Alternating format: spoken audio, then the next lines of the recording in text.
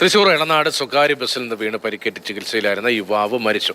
എളനാട് തേക്കിൻകാട് വീട്ടിൽ രാജന്റെയും അജിതയുടെയും മകൻ അനൂജാണ് മരിച്ചത്. Mullurkara Carmel mount special school വിദ്യാർത്ഥിയാണ് മരിച്ച അനൂജ്.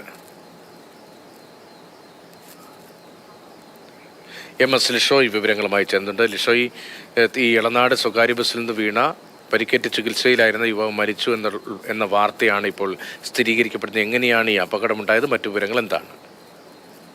ഈ കഴിഞ്ഞ വെള്ളിയാഴ്ച രാവിലെ 8 മണിയോടെയായിരുന്നു അപകടം.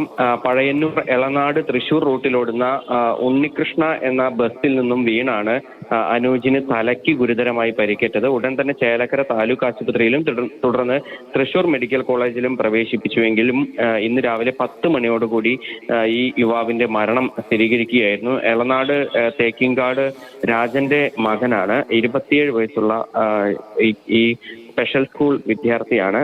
ഈ ചെറിയ തോതിൽ ഈ ഭിന്നശേഷി അതുപോലെ തന്നെ ഓട്ടിസം അനുഭവപ്പെടുന്ന ഒരു യുവാവായിരുന്നു. ആ യുവാവാണ് ഈ സ്പെഷ്യൽ സ്കൂളിലേക്ക് പോകുന്നതിനിടെ തുറന്നിട്ട ഡോറിൽ നിന്നാണ്, ഈ ബസ്സിന്റെ ഡോറ് തുറന്നിട്ടിരിക്കുകയായിരുന്നു. വളവ് തിരിഞ്ഞ സമയത്ത് ഈ ഡോറിൽ നിന്ന് നേരെ ഈ യുവാവ് തെറിച്ച് താഴെ പുറത്തേക്ക് വീഴുകയായിരുന്നു.